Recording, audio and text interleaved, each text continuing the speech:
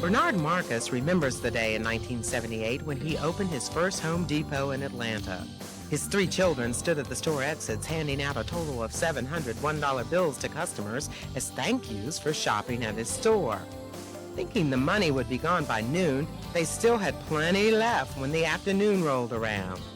As he recalled, by 5 o'clock my kids were running around in the parking lot giving people money to come into the store. Such were the humble beginnings of one of the most legendary success stories in Atlanta history, not to mention modern American business. Indeed, one analyst commented that business schools will be doing case studies of Home Depot to study how to build a perfect company. But Bernard Marcus knows that success is a team effort, and his commitment to empowering his employees, customers, or those in his community shines through brightly. Whether it's in his and his wife Billy's work with the Marcus Center for the Mentally Impaired or his own Home Depot family, he nurtures the potential he sees around it. In the work arena, by making his firm employee-owned, he's built an empire on the basic premise of free enterprise. Give an employee a stake in the outcome, and they'll be motivated to do a better job. One of the things that gives me the most fun, and this is a true story, is to watch people grow. And we have kids working for us, and I say kids because they're not kids anymore, that started as lotmen in the store. Lotmen, they were just loading cars, and you know what? We saw something, and we saw that there was something special about these folks. One of them is a vice president today. We've created a culture whereby people can be what they want to be. They can be entrepreneurial, they can be creative, they can come up and see something wrong and correct it. It's a place where you can be somebody, and you can be somebody important.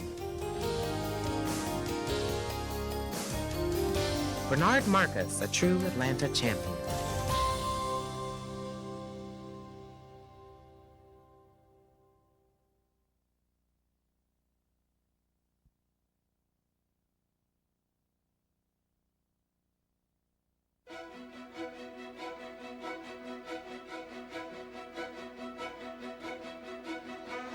When Andrew Young graduated from Hartford Seminary in 1955 as a congregational minister, instead of setting up shop in a large city, he and his wife Jean chose to settle in 2 small towns in the Deep South, Thomasville and Beachton, Georgia.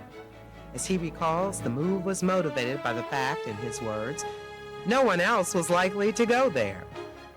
Andy Young has made a life out of taking his God-given abilities, going where he was needed most, and doing what was required to be of service in his community, whether that community was Beachton, Georgia, or the world at large. His name is synonymous with service, achievement, and a commitment to maximum opportunity for all.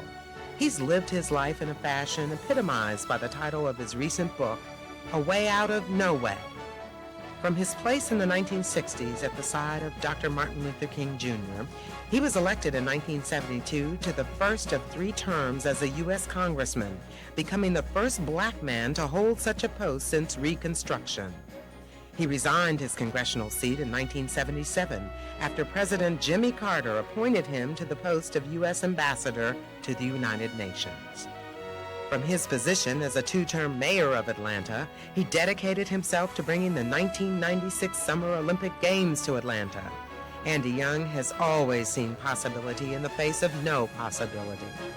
Arguably, it's the urbane and articulate Andy Young that Atlanta has to thank for our ever-expanding position in the global community.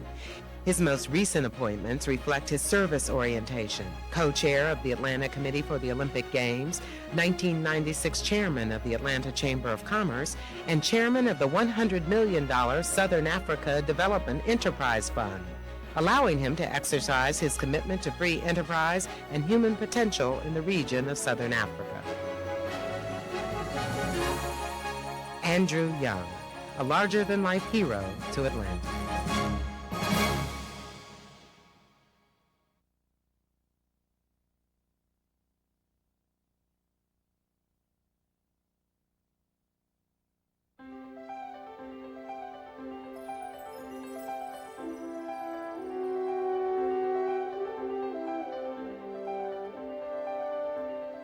When Don Keough left Coca-Cola in 1993 to become chairman of the board of Allen and Company, he had one day off between the two jobs. A firm believer in staying in action, he jokingly recalls, "I was out of work for one day and didn't like it much." That was totally consistent with the man who left behind a 43-year legacy of dedicated service and achievement. For 12 years, he manned the helm of a company that symbolizes the power of Southern-based commerce as an international force. During his presidential tenure, Coca-Cola's market value grew from $4 billion to a stunning $55 billion. His secret? In one interview, he noted with some amusement, "We live unhappy." Yet he doesn't appear unhappy like a troubled soul, but rather he lives in the so-called divine discontent, where you always ask, how else can we make a difference? Have we done all that's possible? Is our risk-taking spirit alive and well? Such a commitment to the constant pursuit of excellence is a valuable lesson for a world that often seems to be satisfied with mediocrity. He cites Robert Woodruff, who said, "The world belongs to the discontented," adding, "I've never seen a market or a store or a presentation that couldn't be improved." This consistent pursuit of excellence translates to an ability to call forth the greatness in those around him. As he points out, the only reality is action. Don Keough believes the best action comes from those who constantly stretch themselves. "I've always believed that most humans operate at about 10% of our capacity," he said. "So with my close associates, I tried to turn the dial on that to 95%.